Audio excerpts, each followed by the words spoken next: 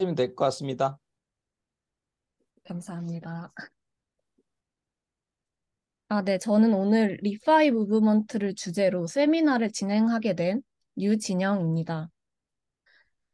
어, 전 리파이 서울의 리더이기도 했고, 현재는 리파이 코리아의 코어 멤버로 있습니다.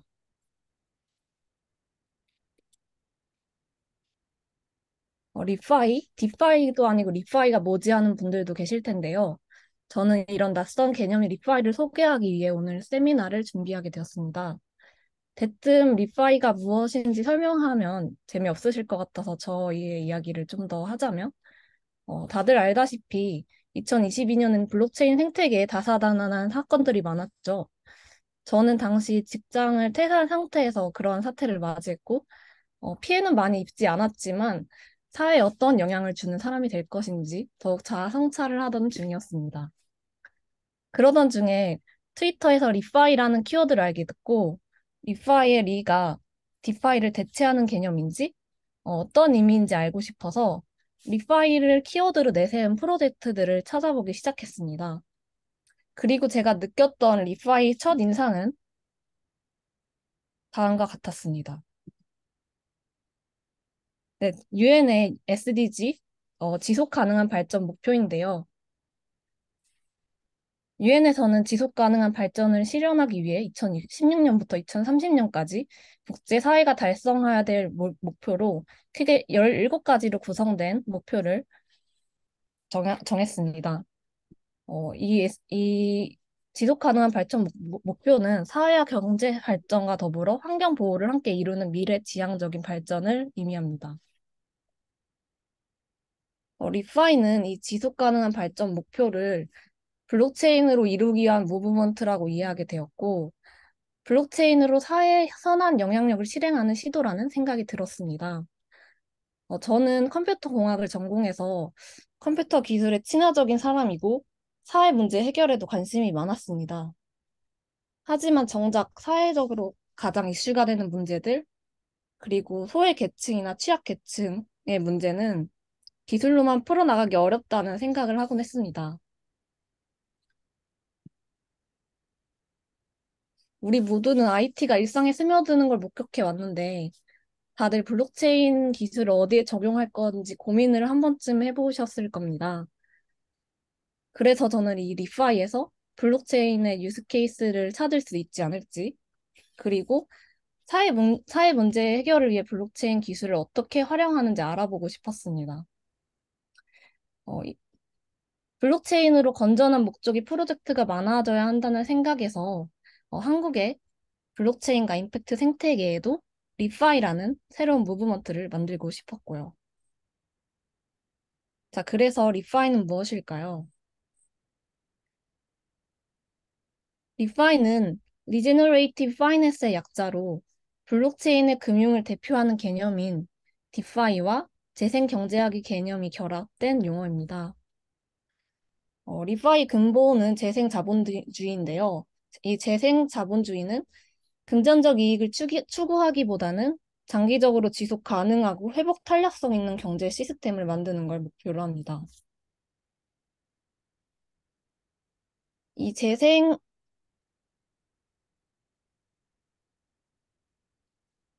이 재생과 지속 가능, 그리고 회복 탄력성이 그럼 어떤 차이가 있을까요?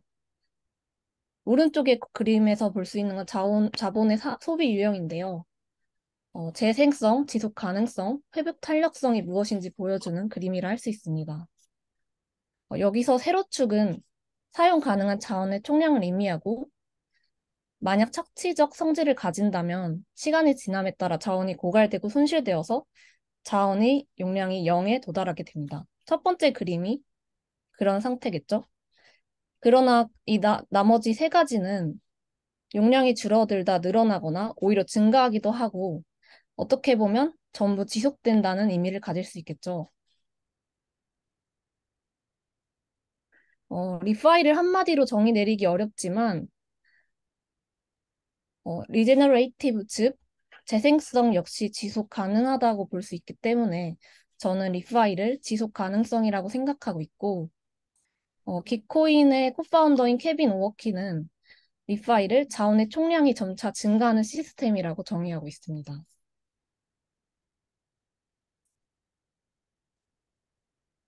여기서 시간이 지남에 따라 증가하는 자원이 무엇인지 살펴보자면 그건 금융자본만을 의미하는 건 아닙니다. 금융자본은 리파이에서 8가지 자본의 형태 중 한 가지일 뿐입니다. 사회자본, 물리적 자본, 금융자본 등 금융자본을 제외하고 나머지는 모두 비금융적 자본 7가지가 있는데요.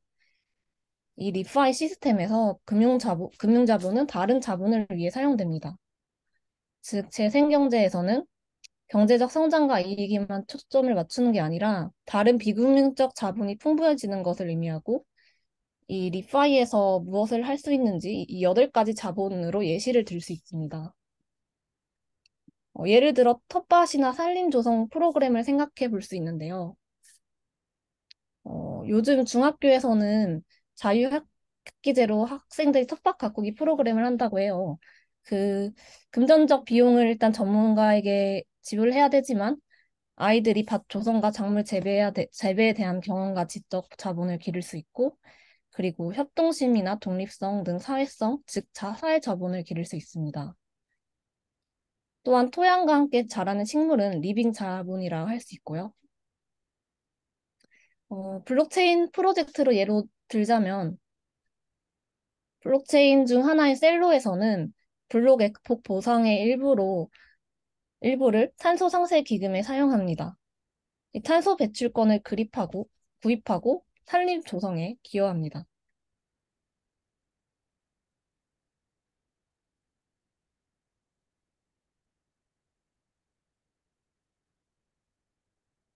그래서 리파이는 블록체인으로 재생 경제를 구현하고 그러한 이니셔티브를 갖는 운동을 의미하고요.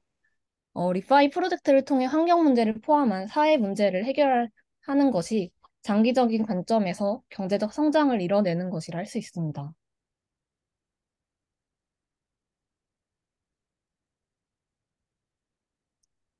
제가 오늘 세미나의 주제를 지속 가능한 사회를 위한 웹3의 재생금융이라고 붙였는데요. 이 리파이는 2020년에 리파이 스프링이나 리파이 썸머라고 부를 정도로 눈에 띄는 무브먼트였습니다. 물론 한국에서는 아니었고요. 해외에서는 글로벌적으로 그런 리파이 무브먼트가 있었습니다. 저는 이게 앞서 본 그 유엔의 지속 가능한 발전 목표와 본질이 다르지 않다고 생각하기 때문에 저는 리파이를 모든 인간이 지구와 조화를 이루어 번영할 수 있도록 사회적 번영을 촉진하는 웹3에서의 재생금융 운동이라고 하고 싶습니다.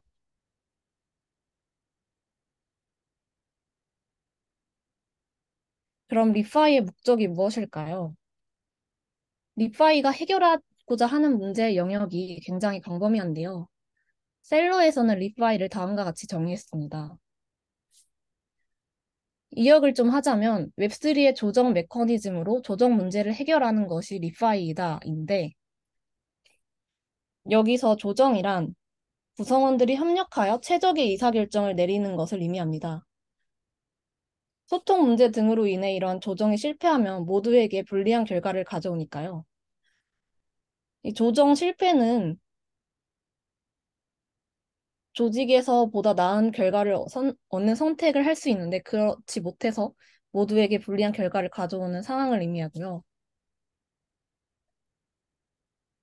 블록체인의 거버넌스, 뭐 POW나 아니면 투표 메커니즘 같은 거를 사용해서 이러한 문제를 해결할 수 있다고 보면 되겠습니다. 그리고 아까 국제사회의 공동 목표가 SDG가 있다고 말씀드렸는데, 전 세계적 문제는 국제적 합의가 필요한 경우가 많죠. 그래서 리파이에서도 국제적 합의를 위해서 웹3를 소통의 도구로서 이용한다고 생각할 수 있습니다.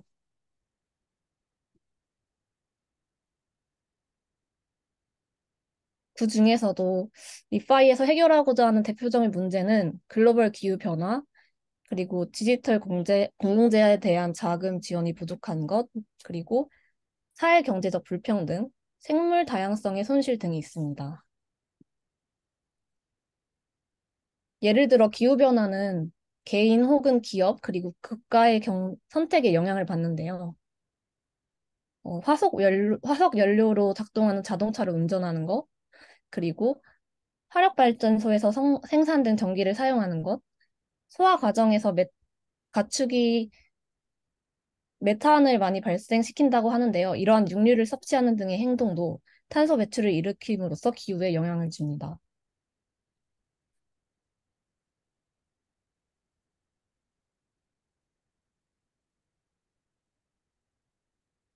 이렇듯 이제 제가 조정 문제라고 한 것에 대해 다시 한번 설명드리자면, 이렇듯 모든 사건은 누군가의 잘못된 선택으로 인해 일어나기 때문에 공동의 합의가 필요하고, 블록체인의 탈중앙성, 투명성, 불변성, 그리고 기여에 대한 인센티브 등을 이용해서 이러한 문제 해결에 도움이 될 수 있습니다.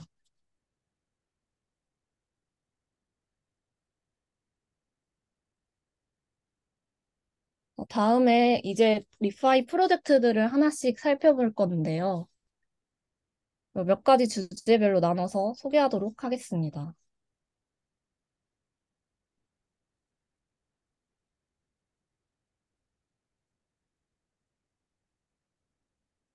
리파이에서도 가장 눈에 띄게 발전한 영역은 기후 문제 해결과 환경 보전을 위한 프로젝트였는데요.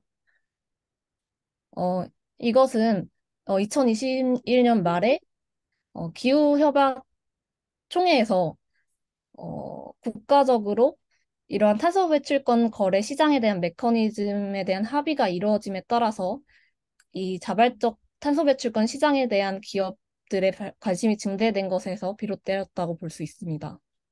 물론 기후 위기에 대응의 중요성도 어느 때보다도 높아지고 있고요.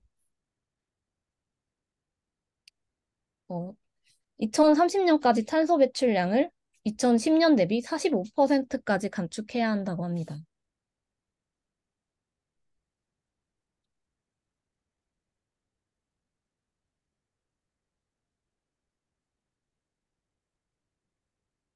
리파이에서 탄소 배출권 시장의 문제를 해결하기 위한 프로젝트가 많았는데요.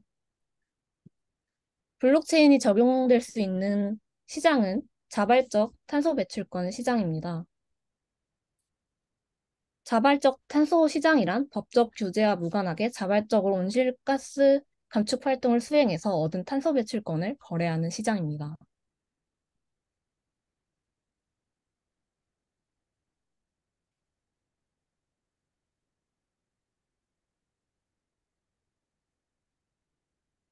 탄소 배출권 시장에 블록체인을 어떻게 도입할지 알아보기 위해서 먼저 기존 시장을 파악할 필요가 있겠죠.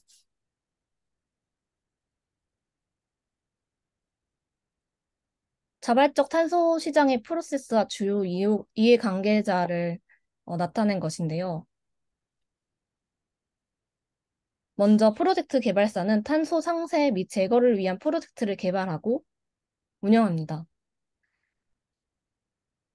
그리고 프로젝트를 수행한 작업에 대한 탄소 배출권을 받기 위해서 등록기관의 승인을 받아 레지스트리에 등록해야 합니다. 또한 등록 전에는 등록하고자 하는 기관이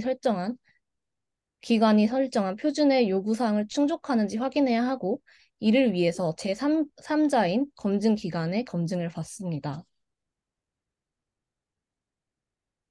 그 다음 등록된 프로젝트의 배출권을 거래하기 위해서 이를 취급하는 거래소가 있는데요. 대부분의 거래는 브로커의 중개를 통해 장외에서 이루어지고, 이 브로커는 배출권 거래에 관심 있는 구매자와 판매자를 위해 중개 서비스를 제공합니다.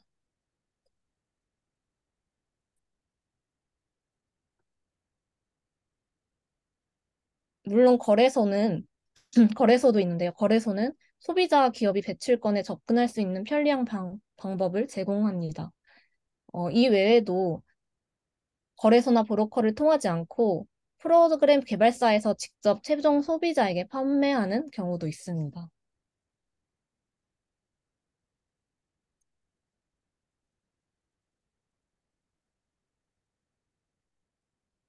어, 계속 설명하자면 탄소 배출권이 최종 구매자에게 도달하면 이 레지스트리에서 해당 배출권이 폐기되었음을 표시하는데요.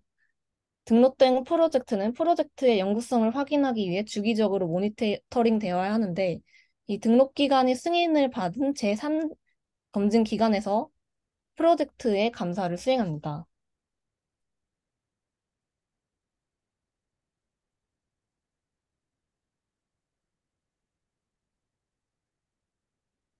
등록 기관에는 대표적으로 베라와 골드 스탠다드가 있는데요.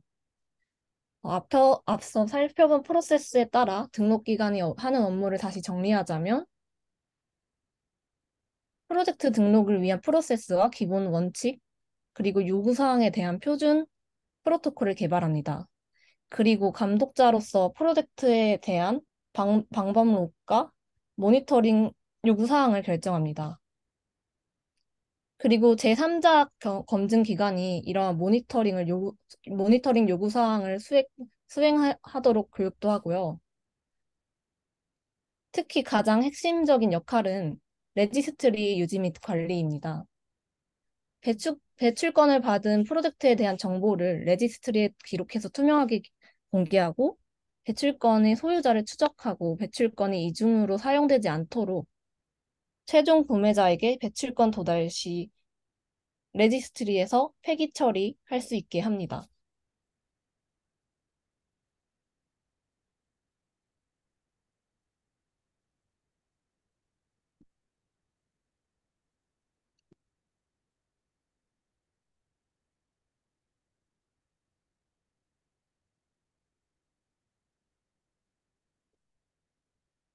블록체인에서 탄소 배출권을 토큰화하고자 하는 프로젝트들이 많은데요.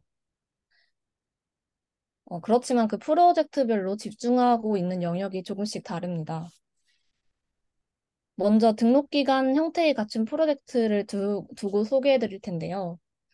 먼저 리젠 네트워크가 있습니다. 리젠 네트워크는 코스모스 SDK 기반의 앱체인이고 분산 원장 형태의 레지스트리인 리젠 레저를 개발했습니다. 이 리젠 레저를 기반으로 해서 마켓플레이스를 운영하고 있고 주로 자연 기반의 에콜로지컬 크레딧을 다룹니다.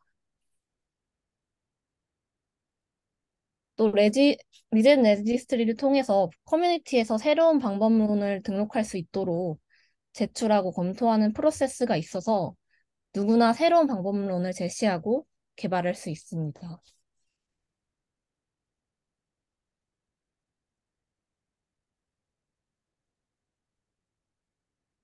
그 다음 놀이인데요. 놀이는 자체 개발한 표준을 기반으로 탄소 격리를 통한 배출권에 집중하고 있습니다. 일반적으로 가장 흔한 게 탄소 상세 배출권인데 이 넷제로를 탄소 중립을 달성하기 위해서는 제거가 더욱 중요하다고 할 수 있습니다. 이 탄소 제거의 방법 중 한 가지는 토양 탄소 격리인데 놀이에서는 대기, 대기에서 CO2를 제거하는 14개 이상의 프로젝트의 자금을 지원해서 그 농부들이 130만 이상의 130만 달러 이상의 추가 수익을 얻도록 했습니다.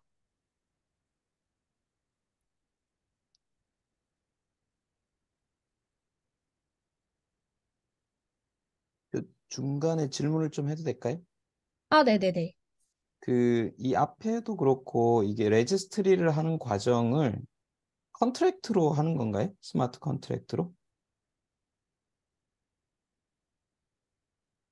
이 레지스트리가 그것도 프로젝트마다 다른데요. 예를 네. 들어, 예를 들어, 리젠 네트워크 같은 경우는 마켓플레이스를 운영하는데 그 마켓플레이스가 앱체인 기반이기 때문에 컨트랙트 기반으로 운영되고요. 놀이 같은 경우는 그냥 단순히 토큰을 사고 파는 형식인 걸로 알고 있습니다. 여기 분산 원장 기반의 레지스트리라고 돼 있어가지고 네네. 그러면은 예를 들자면은 뭐 탄소 그 크레딧, 옵셋 크레딧이 있으면 그거를 여기서 발행을 해주는 건 아닌가 보죠. 어디인가에서 이미 검증된 크레딧을 이쪽에다 올리는 건지 아니면 옵셋 크레딧을 여기서 발행을 해줄 수 있는 건지.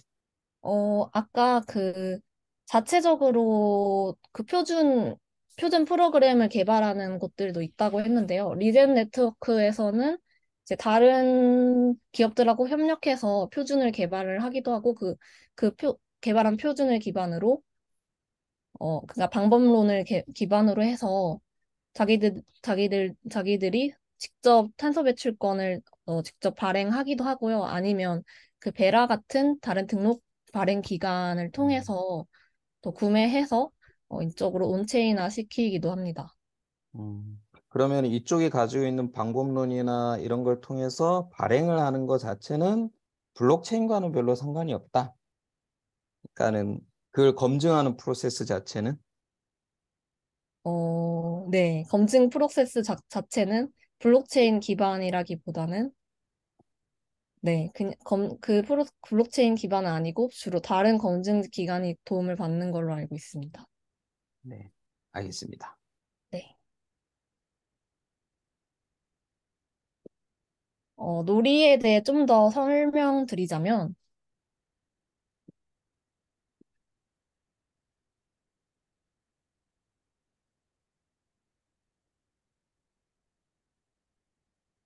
이게 하나가 빠졌네요. 그냥 설명을 드릴게요. 놀이에는 두 가지 토큰이 있는데요. 마켓플레이스 확장을 위해서 두 가지의 토큰을 활용합니다. NRT 토큰이랑 놀이 토큰이 있는데요. 구매자는 놀이 토큰으로 NRT, 즉 NRT가 탄소 배출권이에요. NRT를 구매할 수 있고, 이 NRT는 구매 시 즉시 소각됩니다. 그리고 이 NRT와 교환된 놀이 토큰은 공급자에게 지급되고요, 당연히. 놀이 토큰을 만든 이유가 두 가지가 더 있는데요. 현재 탄소 배출권 공급 업체는 미래의 가격 상승을 기대하고 있기 때문에 때로 공급을 비축하기도 한다고 합니다. 그러나 이 공급을 유도하기 위해서 공급 업체에게 놀이 토큰을 보상으로 줄 예정이고요. 이 놀이 토큰의 가격 상승을 위해 지속적인 공급을 유도한다고 합니다. 또 한 가지 또 다른 이유는 이 놀이 토큰의 공급량 중에 20%를 보험 보증을 위해 비축한다고 하는데요. 이 보증이 필요한 이유는 어, 예를 들어 산림 조성을 위해 발행된 크레딧이 판매되고 난 후에 해당 숲이 만약에 화재로 인해서 탄소를 대기 중으로 발충하는 경우에 어, 그런 사고가 발생하는 경우들이 있고 이때 다시 원래 구매자를 대신해서 다른 업체로부터 새로운 배출권을 구매하는 준비금으로 사용한다고 합니다.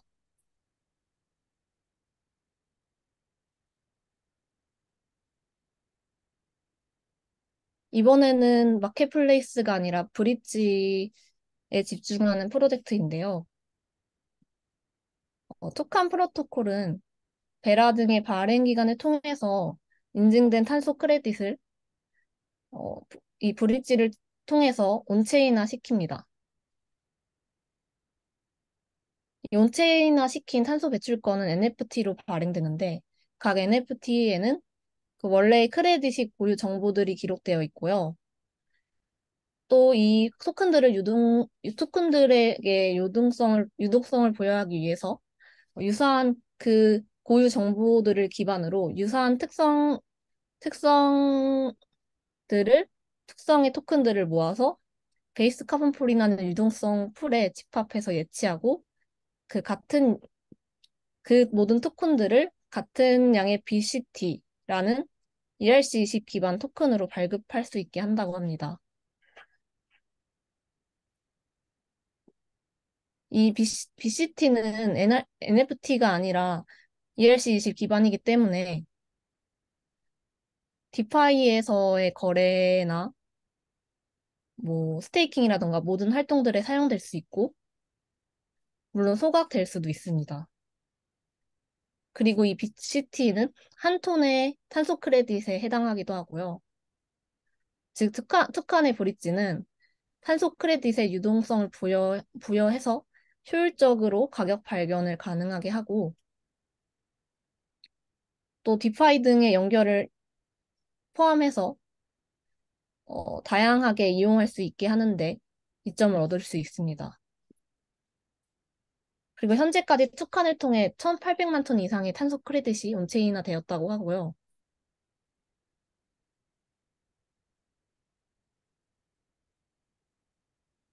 또, 여기 네, 질문이 하나 있는데 그 네, 툭한에서 네.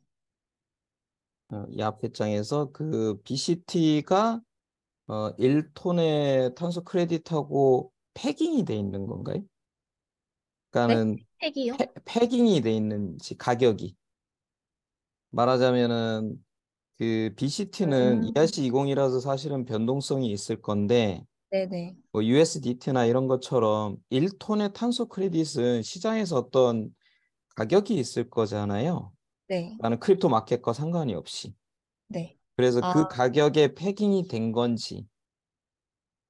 일단은 일단 그 온체인화 할 때, 베라 등에서 온체인화 할 때, 먼저 폐기시킨 후에 온체인화를 하기 때문에, 어, 폐기되었다고 볼 수도 있는데, 그게 사실 온체인화 되면서 그 가격이 상승한다고 보면 될 것 같습니다. 저기 패기가 아니고 네, 그 가격이 연동돼 있는지. 말하자면은 BCT 가격이 변동이 별로 네네. 안 이루어지고 그 시장에서 그 1톤의 탄소 크레딧 가격에 아, 동일하게 BCT 가격이 계속 추종을 하는 건지에 대한 질문이에요. 제가 제대로 이해한 게 맞는지 모르겠는데, 그 수, 그 수량적으로 1톤에 해당한다는 게, 어, 일단은 온체인화 할 당시에 1톤을 기준으로 한다고 알고 있습니다. 네. 이게 이제 보통 우리가 토큰을 발행을 하면 그 토큰의 가격은 그냥 거래소의 시장 가격으로 형성이 되는데 네. 지금 같은 경우에는 그 1톤의 탄소 크레딧에 해당된다고 돼 있어가지고 이러면 음, 실물 자산 일종의 그것도 금이나 달러처럼 어떤 자산 가치에 연동이 돼 있는 게 아닌가. 그러면은 거래소에서 가격이 지멋대로 플럭추에이션 되지는 않고 어, 시장, 그러니까 크립토가 아닌 일반 마켓에서도 1톤의 탄소 크레딧이 뭐 예를 들면 10달러다, 아니면 뭐 20달러다 하는 이런 게 있을 거는 걔도 변동을 하겠죠. 수요 공급에 따라서. 근데 그거랑 거의 비슷하게 가는 건지 아니면 걔랑 상관없이 BCT가 가격이 이렇게 가는 건지 그게 궁금했던 거예요. 음, 근데, 어, 이 톡한 기반으로 할 때 아마 아무래도 가격 상승이 많이 일어난 걸로 알고 있어서 그러면은 비슷하다고 봐야 되는지는 모르겠습니다. 연동은 굳이 된 거는 아니고 어차피 네네네네. ERC 20이기 때문에 거래소에서 네네네. 되는 가격으로 될 거다. 네네.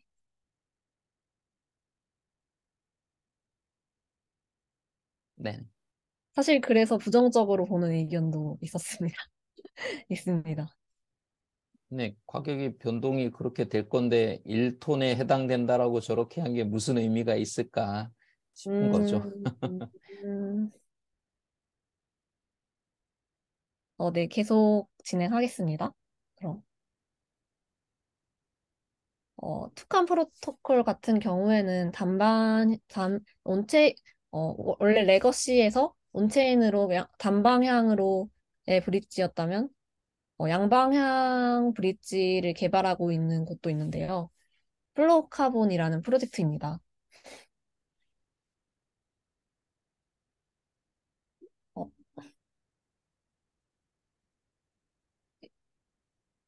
일단 양방향의 차익 거리를, 이것도 약간 비슷한 맥락인데, 양방향으로 차익 거래를 통해 가격 발견이 일어나고요. 또 플로카본에서는 최근 5년의 탄소 크레딧만 이용을 한다고 합니다. 이 빈티지가 탄소 배출이 일어난 그 날짜를 의미하는데 일반적으로 빈티지가 오래될수록 그 크레딧 당 가격이 저렴합니다.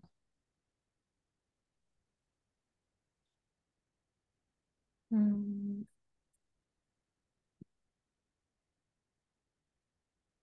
제가 진짜 이거 환경이랑 기후 분야 관련해서 진짜 많은 프로젝트를 소개하고 싶었는데 사실 많이 준비하지는 못했고요.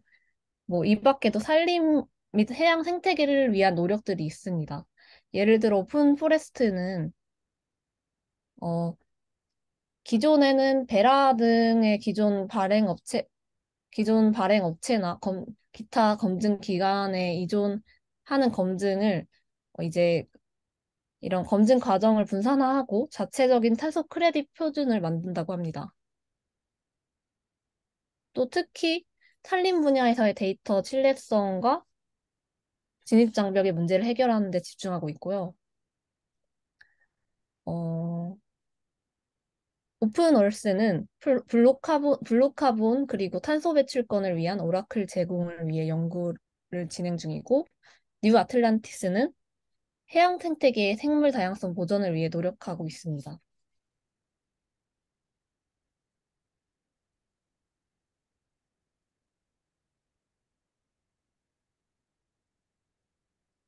이번에는 오픈소스 프로젝트 개발의 중요성에 대해 먼저 이야기하고 싶은데요.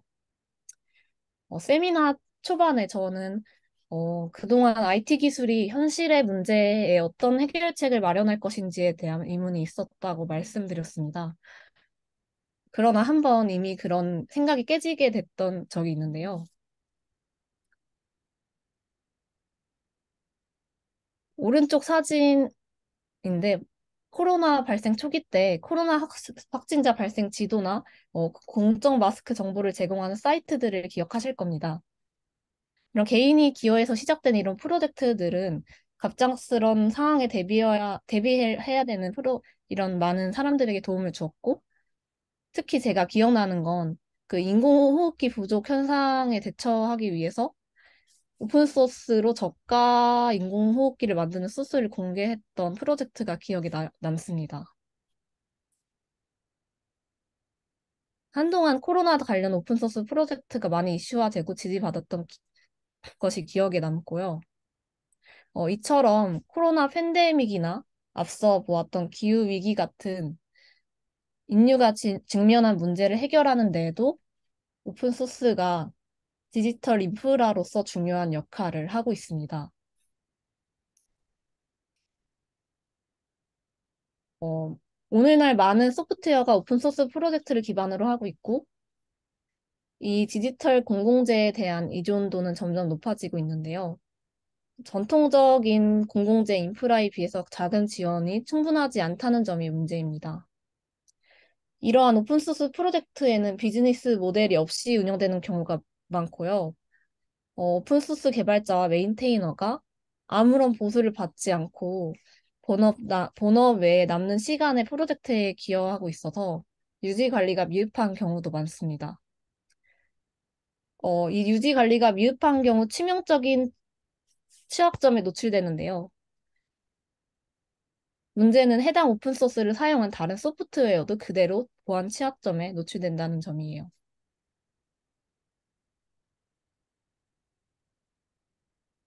물론 재정 지원을 받을 수 있는 간단한 방법으로 후원 버튼을 붙이기도 하고, 하지만 그 경우 많은 수익을 기대하기 어렵고요. 아파치 같은 오픈소스 재단에서 공적인 목적의 프로젝트를 후원하기도 하지만 대부분 큰 프로젝트에 한정적입니다.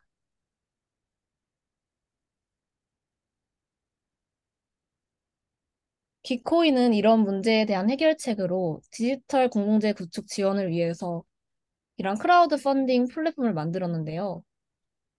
2022년 8월 기준으로 2,700개가 넘는 프로젝트가 그 기코인의 그랜트를 통해 자금을 지원받았습니다. 이 기코인에는 그랜트나 바운티, 해커톤 등의 여러 가지 프로젝트가 있는데요. 이 중에서 저는 그랜트에 집중해서 설명드리겠습니다.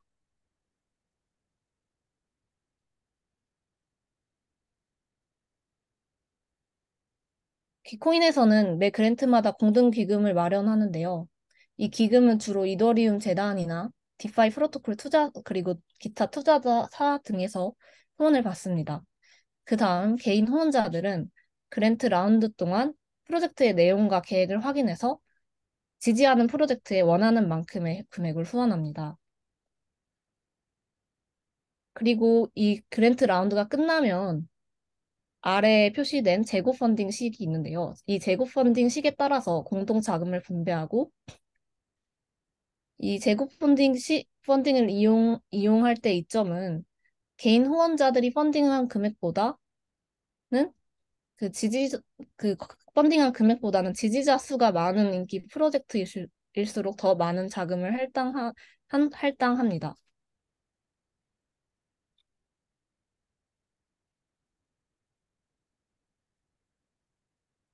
이 재고 펀딩에 의해서 민주적인 방식으로 자금을 분배할 수 있는데요. 소수의 고래 투자자보다는 적은 금액이어도 해당 프로젝트를 지원하고자 하는 사람이 많은 프로젝트에 더 많은 자금을 분배하고요. 또 이 공동 자금을 어디에 얼만큼 분배할 수 있을 것인지에 대한 결정을 내릴 수도 있습니다.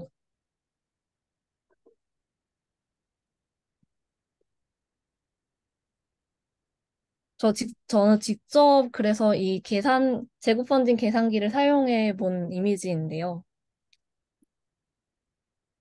총 합은 4달러인데 1달러씩 4명이 기여한 게 2달러씩 두 명이 기여한 금액보다 훨씬 많은 금액이 매칭된 걸 볼 수 있습니다.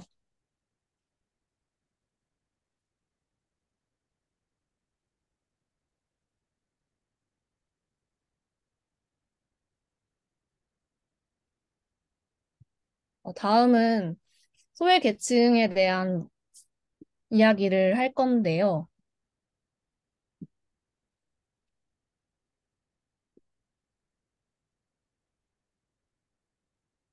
아마 이게 마지막이 될 것 같습니다. 근데 좀 더 길지 않을까 싶어요. 만약에 여러분이 급전이 필요한 상황이라고 가정해 보겠습니다. 만약, 만약에 최고 50만 원의 대출에 이자가 15%라고 한다면 여러분은 어떻게 하실 건가요? 아마 대부분은 금액이 너무 적다고 생각할 것이고 이자율이 높다는 생각을 하실 겁니다. 지난 3월에 정부에서는 이와 같은 내용의 소액금융 대출을 내놓았는데요. 원래 영상을 잠깐 보려고 했는데, 잠시만요.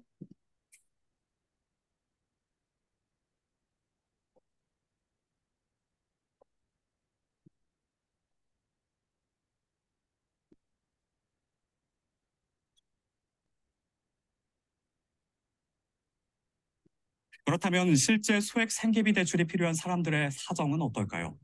채무조정 접수한 지 일주일 됐고 4대 보험 직장 다닌 지 2개월째입니다.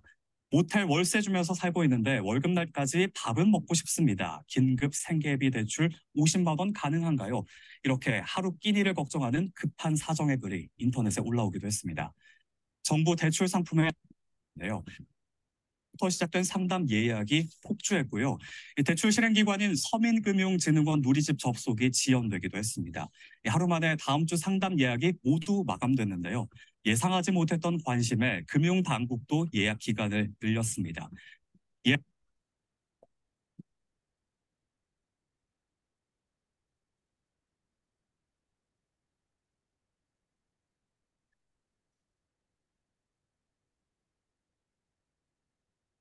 저는 이 뉴스를 보고 굉장히 놀랐는데, 어, 이런 금융 소외 계층에 해당하는 이들은 담보를 제공할 수 없고 신용이 없기 때문에 은행에서 돈을 빌리기 어렵다고 합니다. 생존을 위해서 소액의 돈이라도 빌려야 하는 상황에서 이들에게 주어진 선택지는 연 수백 퍼센트에 이르는 고율의 사채뿐이고 이것, 이것은 빈곤을 더 악화시키는 선택이 되기도 합니다.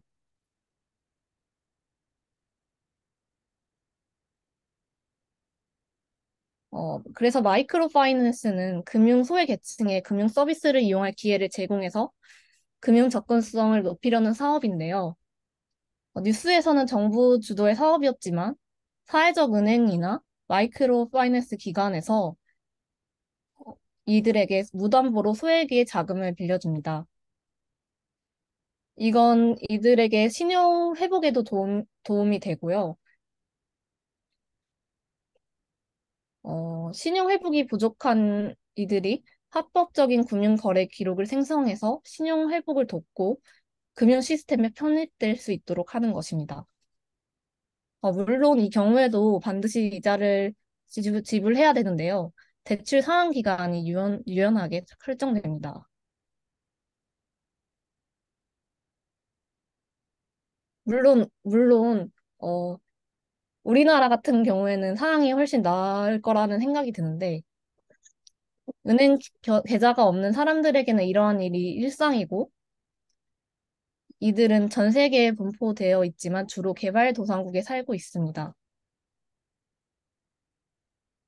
따라서 마이크로 파이낸스 사업은 주로 개발도상 국가들에 집중되어 있는데요.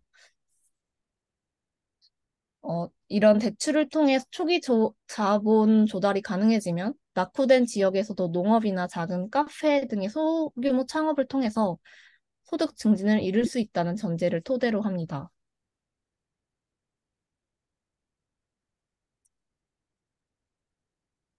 이 사람들이 여전히 은행 계좌가 없는 이유는 은행에 대한 신뢰 부족으로 인해 일부는 스스로 선택하는 경우도 있는데요. 신용 기록이 나빠서 불가능하거나 은행 수수료가 높아서 혹은 거리적 접근성 때문에 또는 이 최소 잔액 요건을 충족할 만한 소득이 없기 때문에 은행 계좌가 여전히 없는 사람들이 전 세계의 4분의 1이라고 합니다.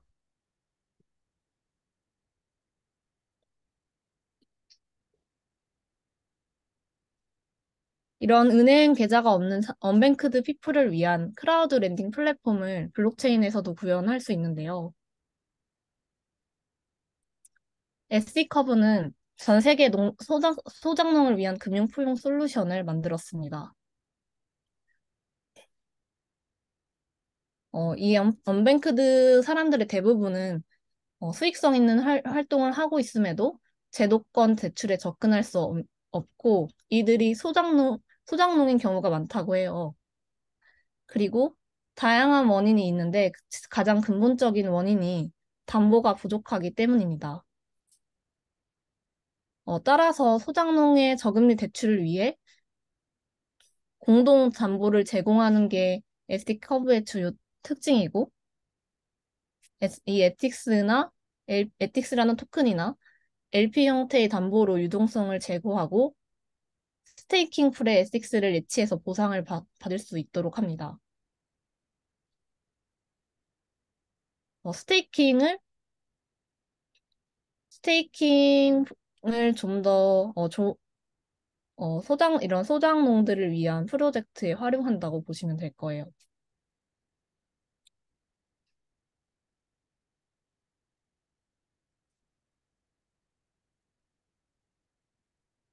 다음은 보편적 기본소득인데요.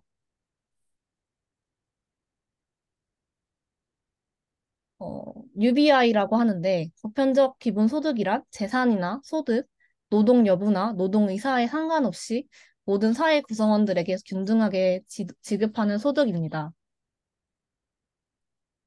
현재의 선별적인 복지 제도와 다르게 모든 국민에게 동일한 소득을 제공해서 기존에 있던 복지 제도의 사각지대 문제를 해결할 수 있습니다. 그리고 최근에는 인공지능이나 로봇 기술 등의 발달로 인해 일자리를 잃는 사람들이 증가할 것에 대한 대비책으로 이런 기본 소득이 필요하다고 주장되기도 합니다.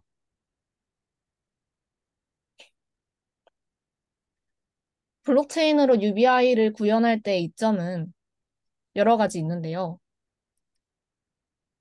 프로세스를 단축하고 비용을 절감할 수 있고, 어, 중, 일단 중개자가 없이 컨트랙트를 통해 분배를 자동화할 수 있습니다.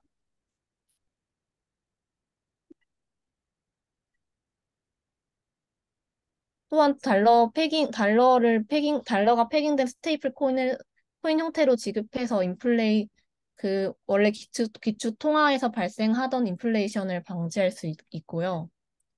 물론 블록체인의 투명성으로 인해 모니터링이 가능하다는 점, 그리고 지역 사회가 직접 이런 UBI를 관리할 수 있다는 장점이 있습니다.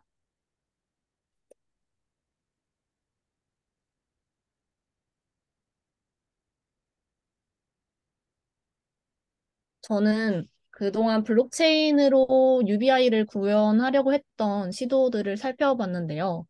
주로 이 5가지 프로젝트는 정부나 기관 주도가 아니라 스타트업 주도의 프로젝트입니다. 그리고 대부분의 모든 거래 내역을 온체인에서 확인할 수 있습니다. 그리고 그런데 이 프로젝트의 각각의 목적과 특징이 조금 다르다는 것을 알게 되었는데요. 그래서 프로젝트의 목적과 대상, 그리고 신원 확인 방법, 그리고 어떤 토큰을 지급하는지에 따라서 각 프로젝트의 특징을 설명드리려고 합니다.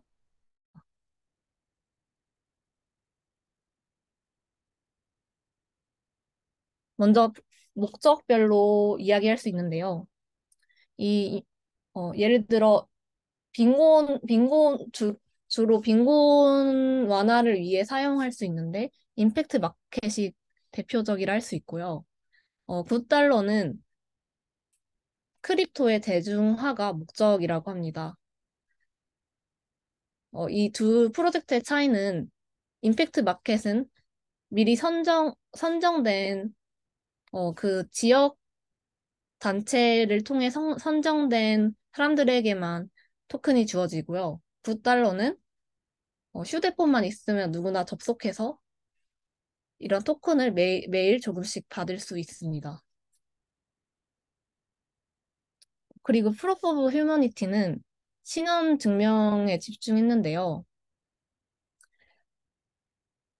이 부분 신원 증명에 대해서는 다음에 말씀드리겠습니다.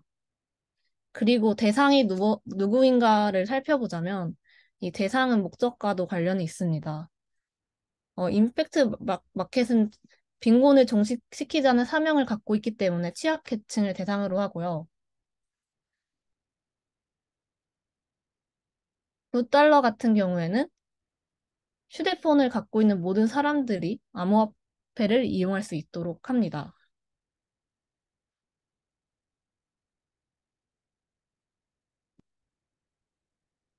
그리고 프로프 오브 휴머니티는 신원 증명을 위한 레지스트리에 등록한 사람에게만 UBI 토큰을 지급합니다. 신원 확인을 어떻게 할 것인지도 프로젝트마다 조금씩 다른데요. 보편적 기본소득은 그 이름처럼 대상자들에게 동일한 금액이 지급돼야 되기 때문에 중복 지급을 방지하기 위해서 암호화폐 지갑과 개인정보의 연동이 불가피합니다. 보통 이를 위한 방법으로 신분증을 확인하는 KYC를 떠올릴 수는 있는데, 이건 중앙화된 방법이기 때문에 이 프로젝트들의 주체에 따라서 선호되지 않고요. 예를 들어 9달러는 카메라를 통해서 인증을 하고, 이 인증은 엠넷 자체 지갑을 생성할 때 카메라를 통해서 한 번 인증을 합니다. 그리고 프로프 오브 휴머니티는 조금 다른데요. 사진과 어떤 특정 비디오를 제출을 하고요. 이 보증금을 두고서 이에 대해 이의를 제기할 수 있는 기간을 갖고 등록 만료 시에는 이 보증금이 상환된다고 합니다. 그리고 서클스는 기존의 서클스에 가입돼 있던 멤버 중 세명에게 인증을 받아야지만 이 앱을 이용할 수 있고요. 그리고 월드코인은 휴대폰 번호 그리고 오브라는 기기를 이용해서 홍채 인식으로 개인을 식별합니다. 이 홍채 인식이라는 개인 정보가 상당히 민감하기 때문에 이 개인 정보를 지키기 위해 영지식 증명을 사용한다고 합니다.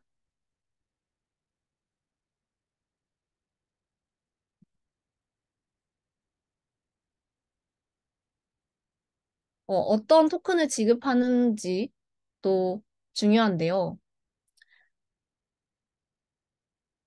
그 이유는 프로젝트의 확산과 안정성을 위해서 위해서 어떤 토큰을 사용할지 중요하기 때문입니다. 어, UBI로 지급되는 토큰들은 투자보다는 실생활에서의 사용을 위한 목적성이 강하기 때문에 결제용으로 널리 채택된 안전성이 높은 그리고 널리 채택된 암호화폐를 사용하는 것이 이상적이고요. 이 지급되는 토큰의 자유로운 사용을 위해서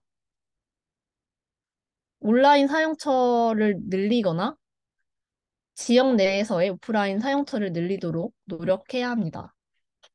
온라인 사용처 같은 경우에는 지갑 내에서의 연동 서비스를 이용할 수 있겠죠. 아래 세 가지의 프로젝트는 각 프로젝트 자체 토큰을 사용하고요. 임팩트 마켓은 그 셀로 블록체인의 스테이블 코인인 CUSD를 사용합니다.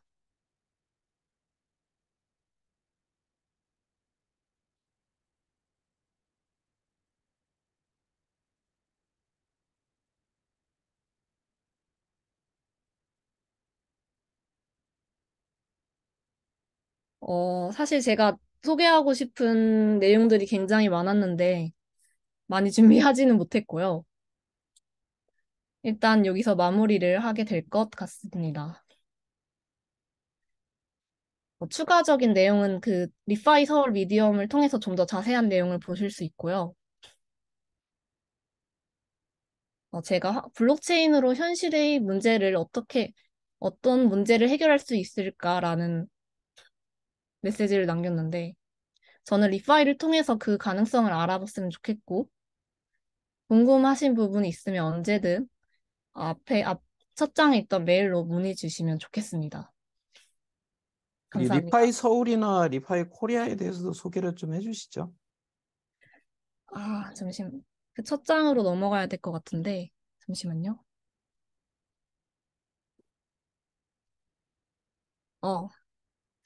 이게 아니네요.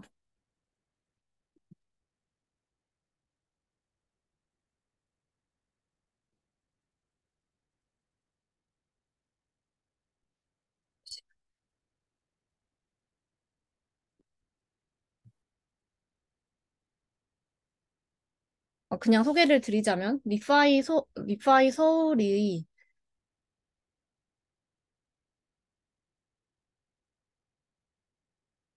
잠시만요.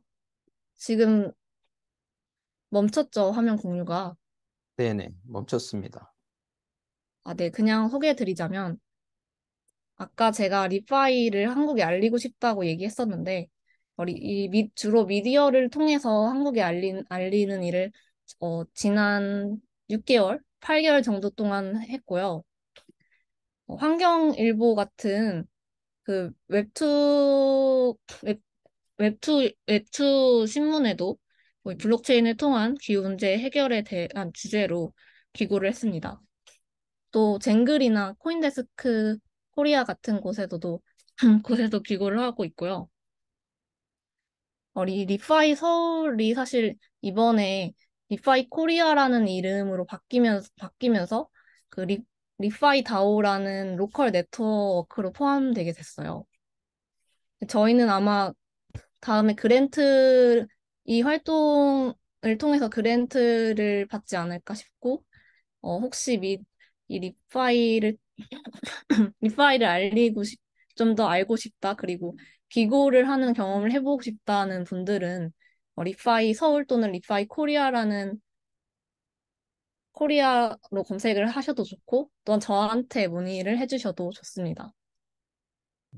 리파이 다오라는 게 있는 건가 보죠? 아, 네. 리파이 다오는 이 리파이라는 무브먼트를 알리는 다오인데요. 그, 이번에 로컬 노드들을 선정을 했는데, 저희가 그 로컬 중에서는 좀 일찍 활동을 한 편이어서 선정이 됐고요.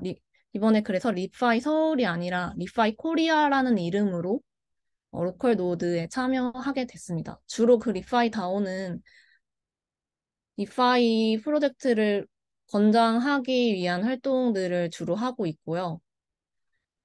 어, 주로 기후 프로젝트나 아니면 그 지역 커뮤니티 재생에도 관심이 있고, 제가 오늘 말씀드리지 못한 많은 프로젝트들을 함께 수행하고 있습니다. 네. 네. 혹시 뭐 질문 있으신 분들은 편하게 질문해 주시죠.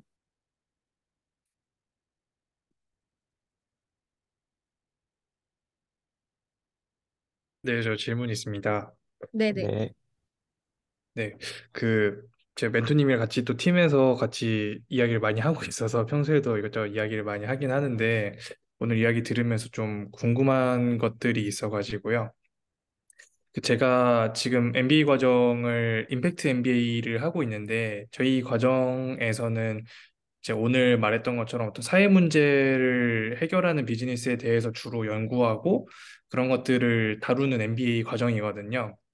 그래서 그 안에서 앞서 말씀하신 것처럼 뭐 어떤 뱅크 어카운트가 없는 분들을 위해서 뭐 대안 신용 평가를 해가지고 그분한테 소액 대출을 해준다거나 이런 비즈니스나 뭐 앞서 말씀해 주셨던 것처럼 탄소 배출 거래를 한다거나 이런 것들을 많이 하고 있는데 사실 어떻게 보면 이 비즈니스를 운영을 하는 데 있어서의 파이낸싱을 임팩트 투자라고 하는 기존의 금융 방식을 통해서 많이 조달을 하고 있거든요.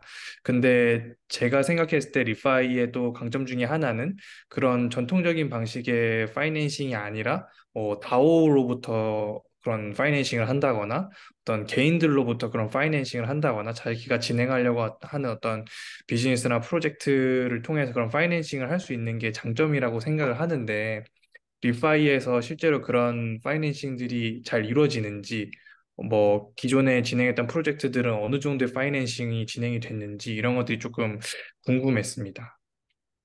그 파이낸싱이라는 게 주로 뭐 투자 이제 네네네. 자금을 말씀하시는 거죠.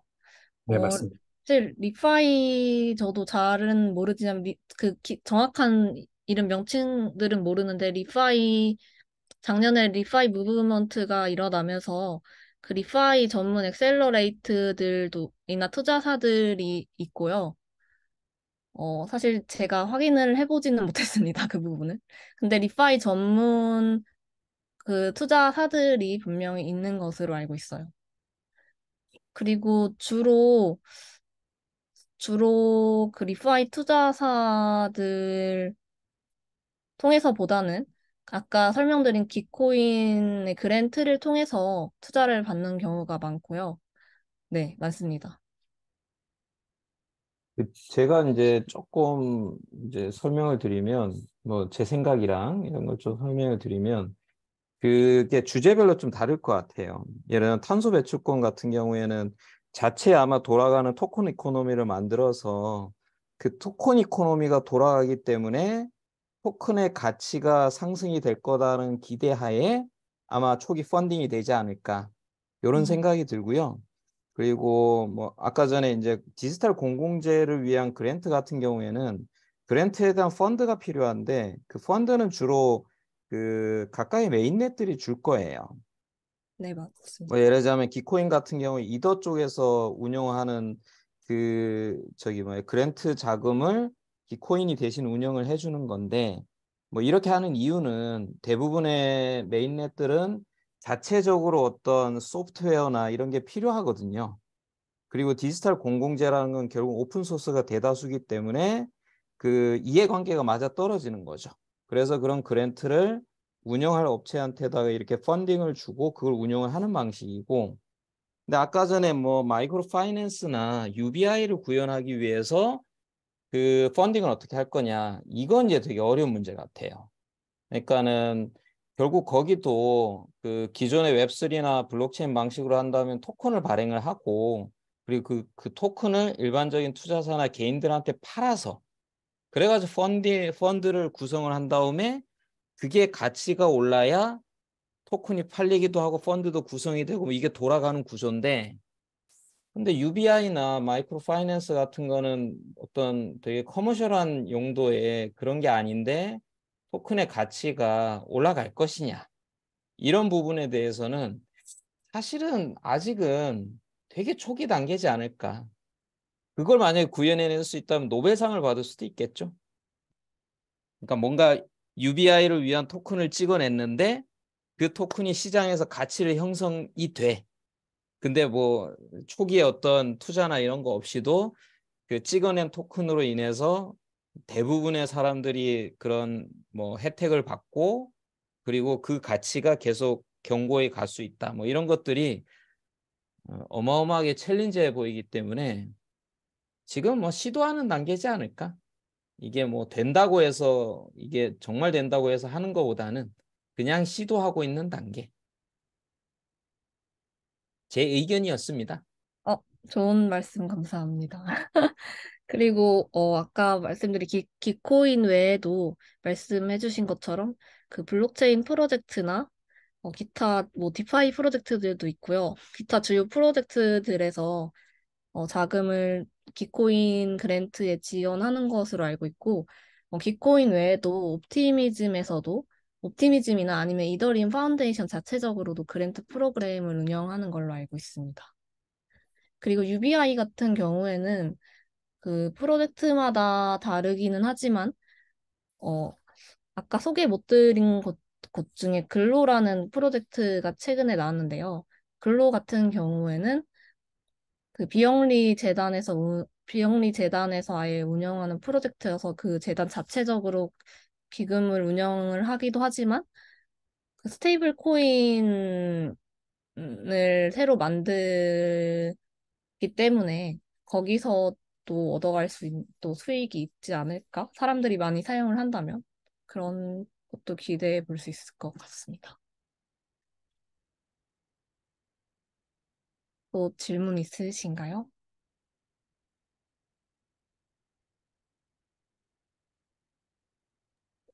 제가 질문이 하나 더 있는데 네, 감사합니다. 질문이 없으신 것 같아서 네. 그, 편하게 하세요. 네, 네. 아까 앞서서도 이제 탄소 배출권 관련해서 비즈니스를 하는 사례들이 조금 나왔었는데 그 오픈 포레스트 프로토콜이나 다른 데들 사례를 보면 이제 아까도 잠깐 다뤄졌었는데 이제 탄소 배출권 자발적 감축 시장에서 이미 거래되는 시장이 있고 거기서 매겨지는 탄소 배출권의 가격이 이미 있는데 지금 톤당 한 2에서 3달러 사이에서 거래가 많이 되거든요. 근데 요거를 또 토큰을 발행해서 여기서 또 그 거래를 하려는 시도를 하는 프로젝트들이 있는 것 같아요.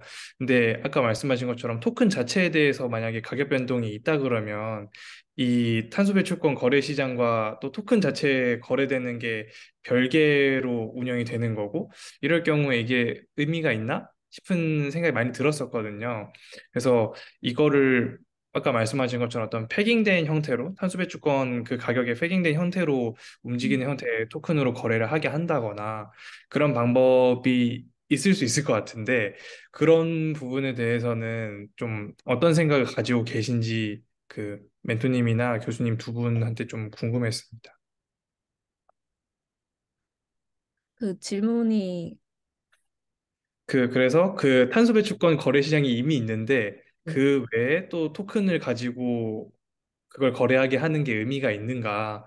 아니면 차라리 음, 거기에 백인돼 있어서 가격이 같이 움직이는 형태의 토큰으로 거래를 하게 한다면 모르겠지만 그 별개의 토큰을 사실 그런 클리마 코인이라든지 아니면 아까 나왔던 투칸 같은 경우에는 그 토큰을 구매해서 이걸로 하는 비즈니스를 통해서 이 토큰 가격이 높아진다라는 걸로 초기에 홍보를 많이 했고 또 그래서 실제로 그 토큰 자체의 가격에도 변동이 많았는데 또 반대로 그것 때문에 음, 욕을 먹는 경우도 많았고 또 프로젝트가 제대로 돌아가지 못했다고 생각하거든요. 그래서 이런 부분의 문제를 좀 어떻게 해결할 수 있을까 하는 좀 저 스스로 고민이 있었거든요. 그래서 좀 그 부분에 대해서 조언을 좀 구하고 싶었어요.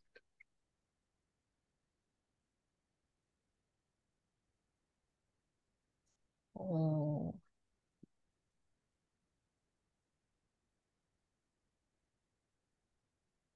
굉장히 어려운 질문이십니다. 네. 사실 지금 말씀하신 질문이 그 뭐 리파이나 이런 거랑 상관이 없이 크립토의 기본적인 이슈인 것 같아요. 방금 말씀하신 게 100번 맞거든요. 예를 들자면은 BCT가 1톤의 그 카본 크레딧이랑 패깅을 할 거면 솔직히 그 가격을 그냥 전통적인 카본 마켓, 옵센 크레딧 마켓에서 하는 가격으로 추정을 시키면 돼요. 그게 사실은 맞잖아요.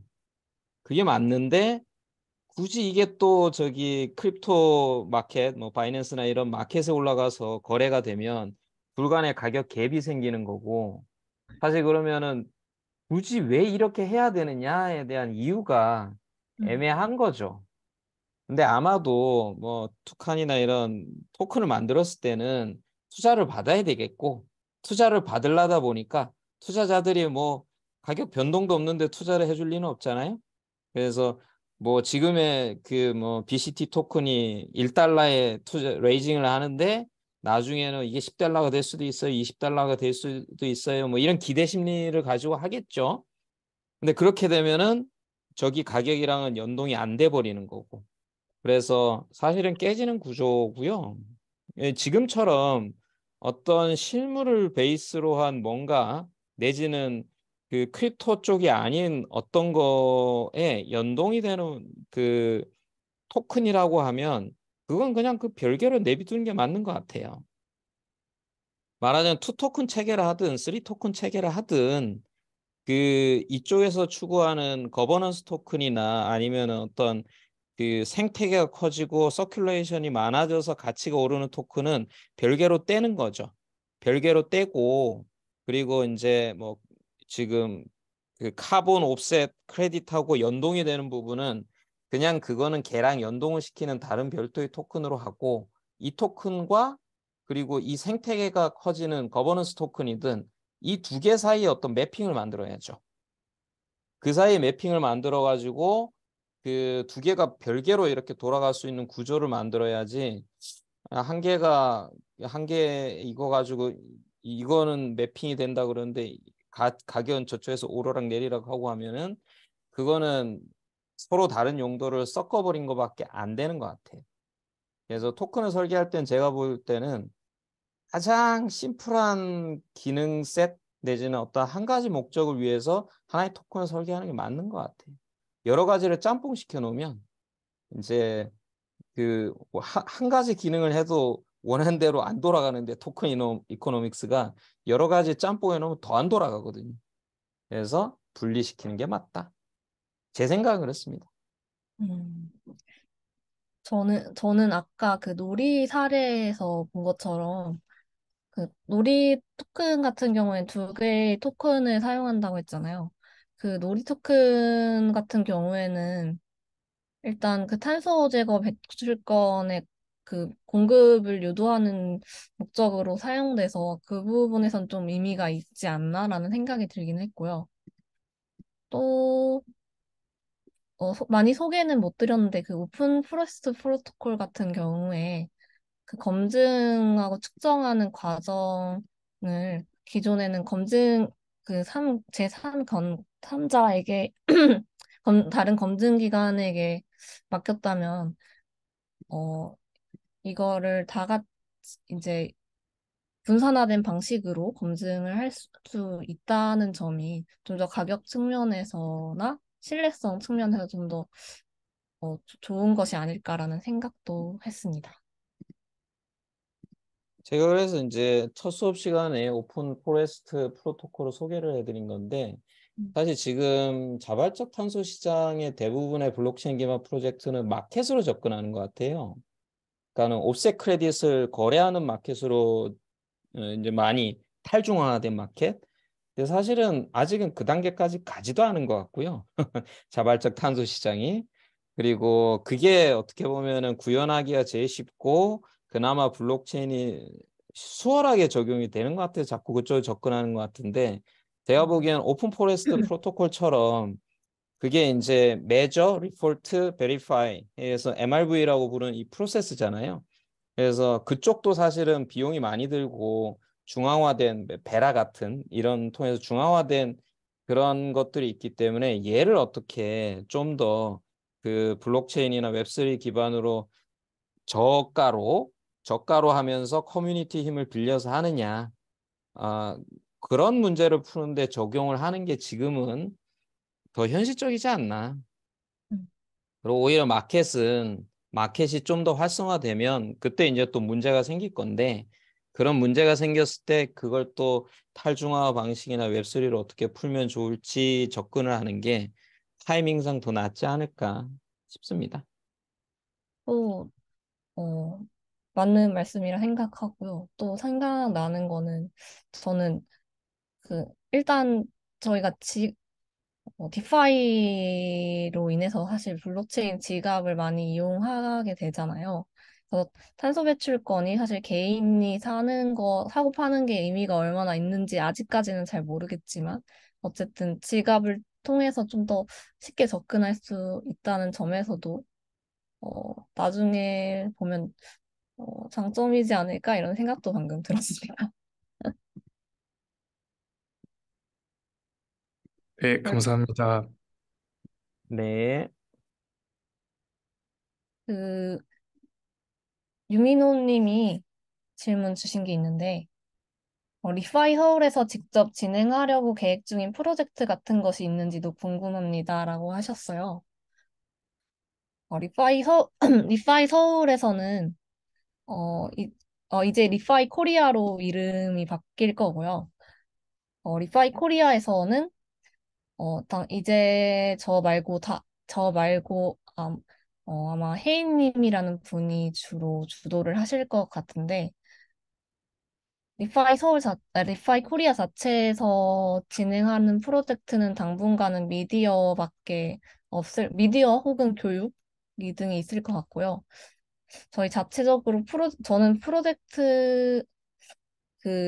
저는 사실 처음에 이 리파이 서울을 시작했을 때, 일단은 저희가 이런 프로젝트를 알리는 것이 먼저 목적이었기 때문에 당분간은 계획이 없지만, 저는 그 프로덕트 개발에도 관심이 있기는 해서 요즘 계속해서 비즈니스 모델이라던가 계속 고민을 해보곤 있습니다. 근데 리파이 서울에서 그거를 할지는 잘 모르겠어요. 네.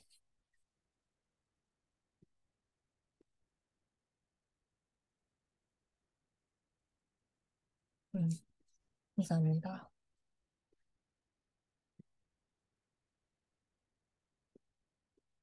자, 또 질문 있으실까요? 자, 10초만 기다렸다가 없으시면 마치도록 하겠습니다.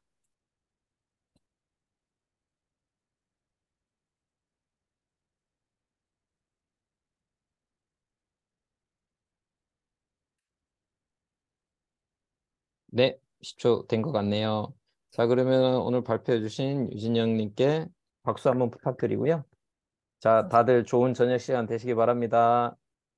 감사합니다. 네, 감사합니다.